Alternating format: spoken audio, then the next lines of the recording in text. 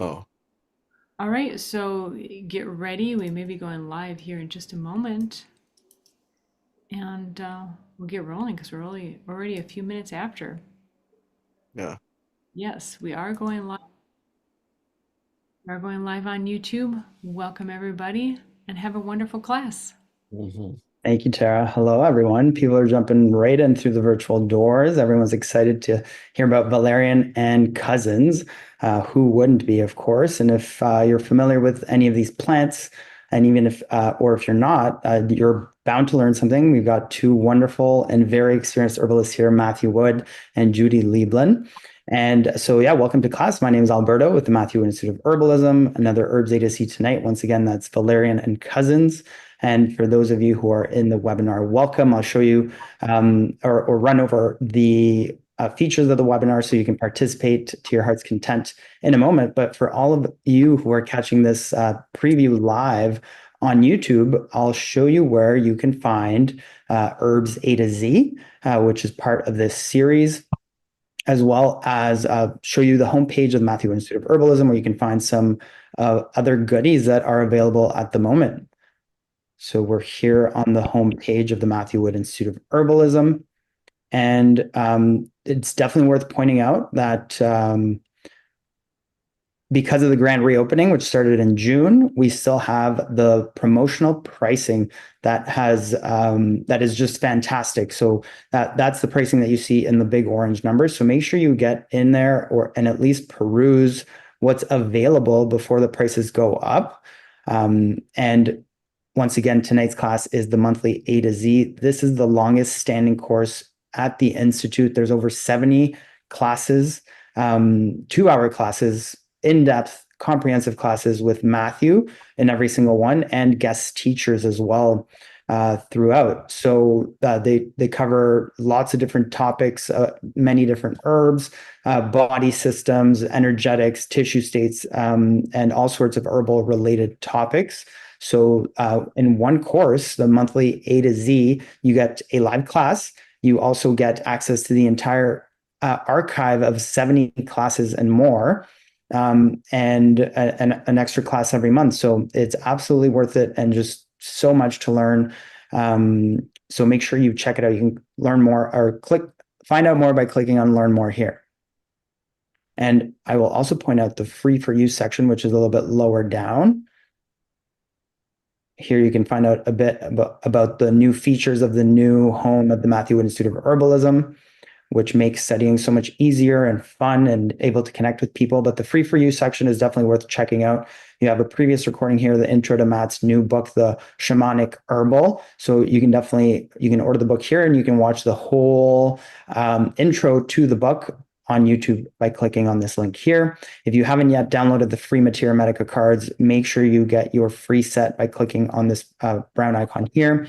And upcoming on Monday, August 12th, we have a snapshot of medical astrology in action with Kira Sutherland. She is an Australian herbalist, naturopath, and astrologer. And she is going to teach us all about medical astrology, as well as introduce her upcoming course, Medical Astrology for Herbalists, which will be kicking off shortly thereafter. So this class is free. You can register by clicking here. It'll take you to a Zoom page. You can then enter your name and email and make sure that you receive the Zoom invitation link. And you'll find out in class all about the upcoming course, of course, all about how to look at a person's natal chart and get deeper insights into their health during this class. And you'll also receive a 50% off coupon for the medical astrology for herbalists. So definitely worth checking out. And you can do that here. Once again, classes on Monday, August 12th at 6 p.m. Central. And you can also always, a reminder that you can always check out when classes are scheduled at the MWH calendar. You'll see all the scheduled classes here. And please know this calendar automatically adjusts for your time zone. So you'll see classes scheduled in your time zone. Classes are scheduled in Central Standard Time, but when you go to the calendar, you'll see them in your time zone, which is helpful. And with that, we'll get back to the webinar.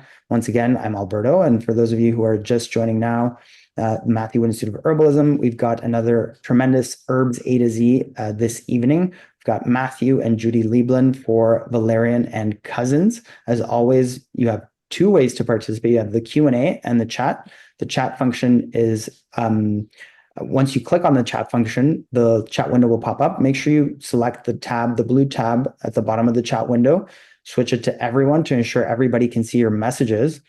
And let us know where you're joining from. There's people already letting us know. There's people from Big Island in Hawaii, Massachusetts, Maryland, Missouri, Indiana, Louisiana, Seattle, Austin.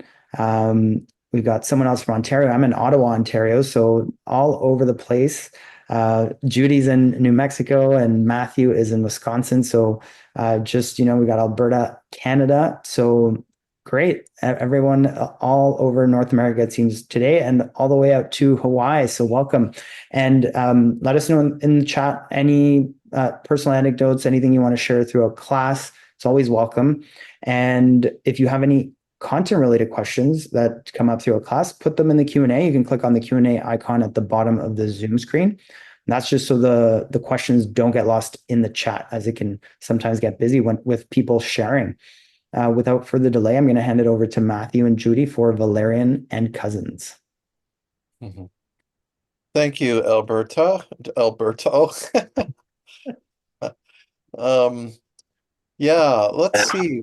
Well, it's interesting. I am looking at, oops, what's that? Huh? Is this me getting to speak? What's going on there? Can you guys hear me? And you don't hear a second voice? I heard a second voice. That was bizarre, but it seems to have gone away. Okay. All right. We have a ventriloquist in our employment. No. Okay. So how are you doing? But I recognize the room that Judy is broadcasting from. It is at our friend Marilyn's house and spiritual center. What's it called? What's it called? The Inner Vision Institute, or TIVI. Okay, your volume needs to be yeah. Yeah, the Inner Vision Institute, or TIVI, which is north of Santa Fe and south of Espanola. And Judy has moved on from Marin, where she was an established herbalist for 20 years. I mean, a really long time. Well known, but she just had a calling to come out to New Mexico. And Marilyn's been very helpful and gracious and has eagerly wanted you out there anyways for years. And we're all good friends here. And she has started, I'm just giving you a bit of a warm up here. So this is a major shift. She started work at Milagro Herb Store in Santa Fe. There's two herb stores there, and we don't want to hurt the business of either one, but they both exist. What's Herbs, etc., and Milagro. And she's working at Milagro you may be working on the floor, but boy, anybody who has a chance to have advice from Judy, like, what can I say? I'm a pretty good practitioner, but some of my students and friends and peers are better than me because they focus more on practice. I'm a bit retired at this point. I still do see people, but Judy's a very good practitioner. And some people are more interested in human beings than I am. I'm more interested in the green beings. I am furthering their education through humanity or what they desire. Okay, so Judy's out there now. We can announce just tentatively here. So I was invited to a wedding of dear friends in Santa Fe on September 22nd, and I will be teaching days adjacent to that, probably 3 evenings, doing book signings with my book, uh, what is the name? No, A Shamanic Herbal, and doing book signings and talking on the subject of shamanism Probably 3 weekday evenings because we want Judy to be able to participate and she'd be busy, and possibly my friends that are being married, I don't know. Hopefully they'll run off and, you know, do the newlywed thing. But but if not, they're invited to my class for free. And so now Judy and I were talking just yesterday. She's discovered a lot of interesting things moving back to that area. You were talking about Judeo-Spanish herbalism and even speech, Ladino, the Yiddish of the Sephardi. And Judy has ancestry going back to Spain and quite a few Central American countries. So you are really kind of in your, even though you were raised California girl, raised in, I don't know, LA or San Diego or somewhere, San Diego, you really actually have this ancestry that goes all over the place. Spanish, Spain, and then the Spanish colonies and the New World. Didn't you at one time even find Peruvian or something, ancestry or something? Yeah, yeah, just crazy. So Judy's very tuned to the earth and to the plants, and she's finding she has to kind of tune into that part of her is kind of wakening up, right? And will become a new aspect. Do you want to talk about this at all? Yeah, happy to. And thanks for the nice introduction. So I think up on the speech a little bit, Yeah, you I was should, just going to say before you get into, because I don't think anyone wants to miss it, maybe we can, so there's a little microphone on the bottom left, and there's a little arrow right beside it. yeah. And if you click on that, you'll see audio settings. And once you click on audio settings, you'll see a bar in the middle that says input volume.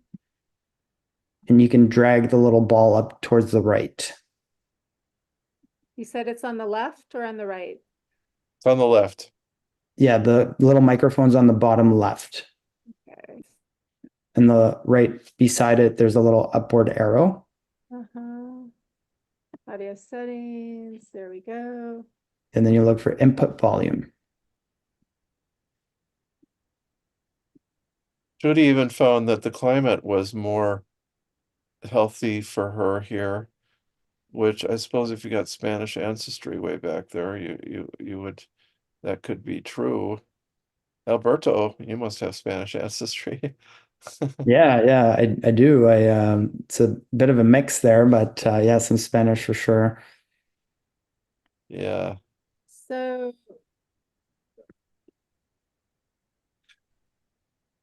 it's not working. Oh, Hold well, you on. might have to come up close to the, you could go back a step and, well, what kind of computer do you have? A Mac. Oh, well, Is this better? But not much. is the little can you drag the little ball towards the right beside input volume? No, it's not moving. Oh, okay. Then in that case, there's a little thing right below it that says automatically adjust microphone volume. Is Okay, it, there we go. yeah, Okay. take that off and then you'll be able to drag the thing. Okay, how's this? Yeah, that's better. Can you go up even a bit more? Yeah, how's that? Yeah, that's good. Thank you. Okay. Okay. Sorry, folks, but you just got a lesson in Zoom mechanics there. And Thanks. we're pretty much great. Don't know how to do it, like and morons like me. Um, okay, so yes, do you want to describe some about your discoveries about women doctors and or women practitioners in Spain and the ancient, Yeah. etc. Well, I just started to deep dive into it yesterday, and that's why I called you. But the difference between when I landed from California, the first thing I noticed was the language here is different. So time moves different here. It's much slower than in California. And the plants speak a different language. The weather speaks a different language. So I'm learning the language of a new place. And it's been fascinating and fun. And in that, the plants have been speaking to me in Spanish. I do know some Spanish. I grew up in San Diego, and so I learned it. But my ancestry is Northern European, and then I have the the Iberian and then some Peruvian and things like that. So I've been, when I speak to the plants in Spanish, they talk back to me. I can hear them more clearly. So I've been trying to suss out what that means. And then in just randomly last night, I don't know what I was doing. I was on the computer and I came across the Ladina language or the Judeo-Spanish and an herbal in that language. And I was reading it and I recognized the languaging immediately. And then I just kind of deep dive into it. And so, yeah, and so it's really interesting the parallels between what was happening in Spain in the 13 and 14 or like 1400s, and then the traditions here in New Mexico with the indigenous people. And so I'm just beginning to put pieces together and figure it out, but it's really exciting. Yeah, cool. Yeah, and Espanola, there are a lot of people are of Jewish ancestry, even though they may not be, they might be Catholics or whatnot. That's very typical of New Mexico. There's a lot of descendants of Jews, Muslims, and even unknown heresies. And so at any rate, an interesting place.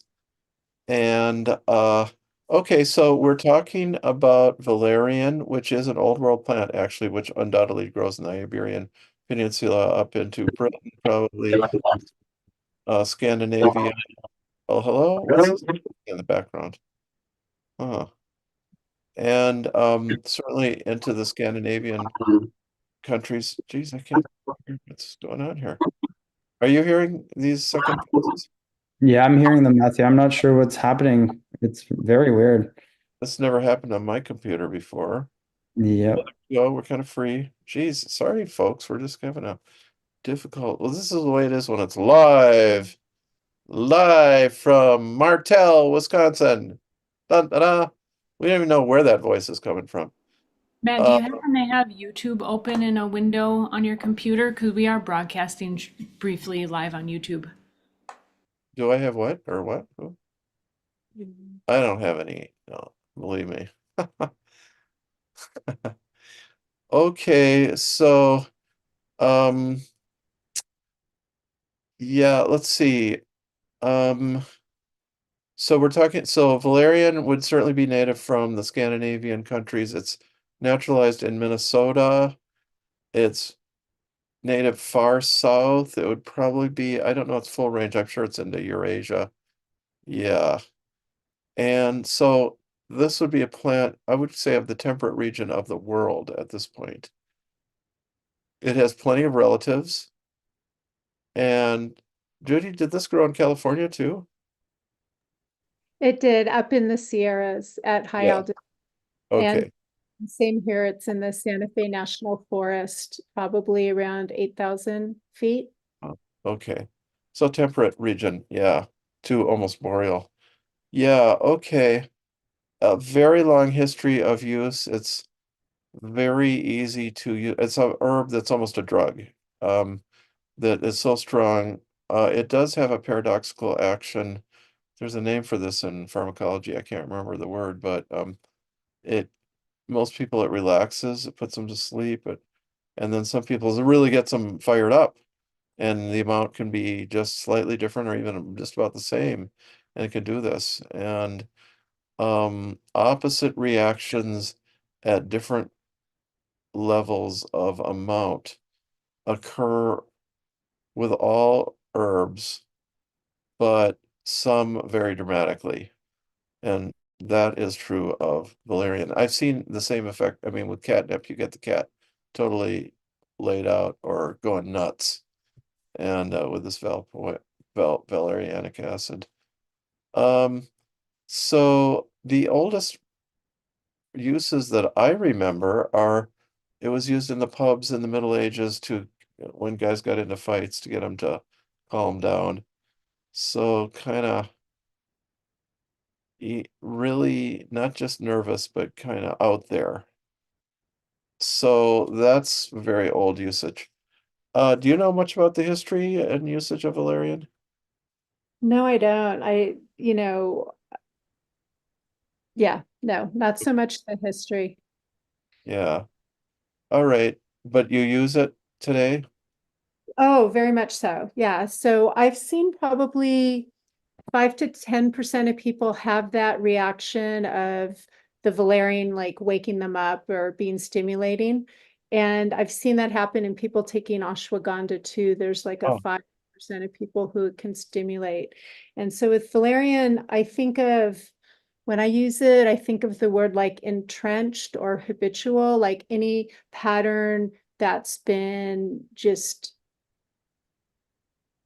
deeply held in the body for a long time. So insomnia that's gone on for years, any type of trauma, PTSD that's gone on for years. So people are like so locked in that they can't break out of the cycle. I find valerian, really helpful for that. And to your point, I don't think people always need a lot of it. I think you can um, use the smaller amounts and have it be effective. But I generally like to pair it with a restorative.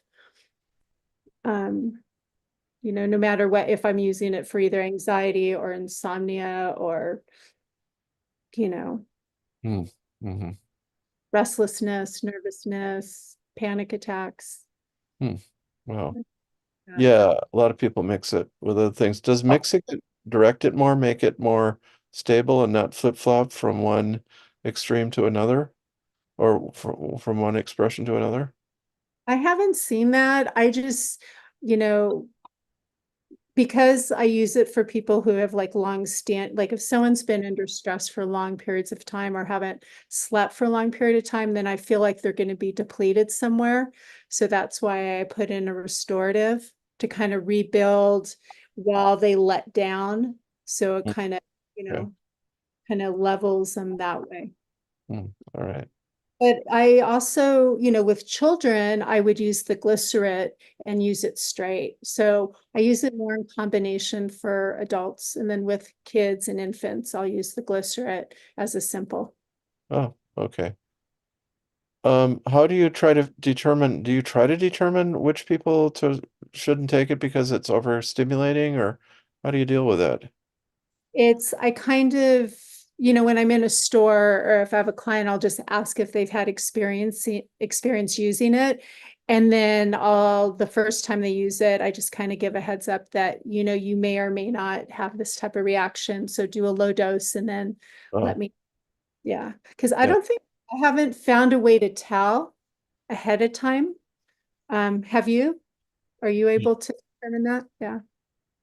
No, but I mean, yeah, starting with a low dose is definitely one way around it, just to avoid any sort of, but you may not get the full reaction that you want in calming either. So, because it's this is not a low dose remedy like Matt Wood low dose remedy. You use it in fairly big doses as a sedative, and then you just gotta find out whether they overreact, or I don't know. I don't want to call it overreact. They just have that paradoxical reaction. That's valid for them.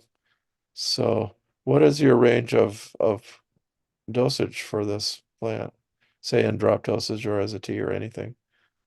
Oh, so in formula, if I was doing like a 30 mil, well, it depends. If I'll ask somebody, like, do you feel like you need to be sedated or knocked out? And if they say yes, then I can have the valerian be like half of whatever the formula is, you know?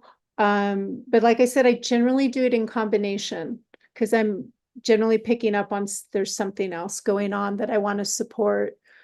And I feel the valerian can do its job a little bit better that way. But I've had, some people do a dropper like 30 minutes before bed. And then if they're still kind of up, I'll have them do another dropper like right at bed and then have another like supportive, maybe insomnia sleep for maybe some skullcap, hawthorn, maybe some passion flower, hops with it, depending what else they need. Yeah.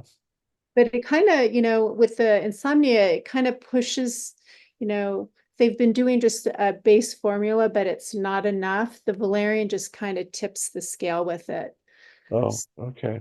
that's what I've seen. So that's why, half an hour before bed, do a dropper. So, Yeah. which is 30 drops, you know. Yeah, yeah. Yeah, I don't have nearly as much experience with it because it is kind of a allopathic herb to me, in a certain way. That's not totally fair to it. There is no right or wrong with this paradoxical reaction. All plants have that, and drugs have that too.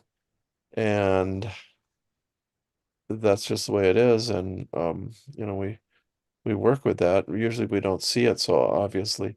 Lobelia would be another herb that acts paradoxically too. But I always use less of that, and I use it with other herbs always.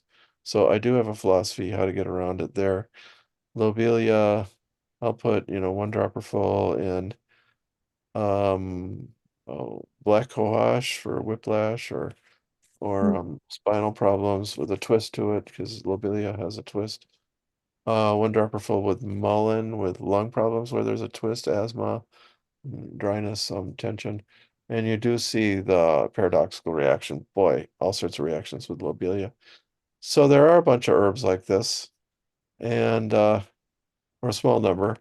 So, you know, I guess I hadn't felt as much confidence as you in jumping into the Valerian stream.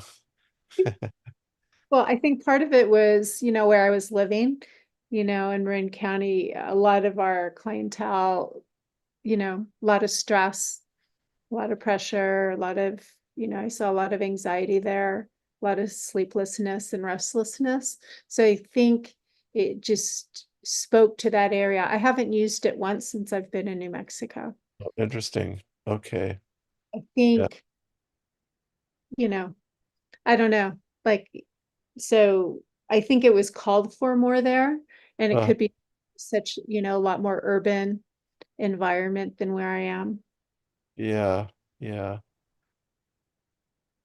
Uh, yeah. Anything more? I mean, there's not, I mean, what herbs have their organ affinities and system affinities, and this is just a nervine. It's a nerve affinity.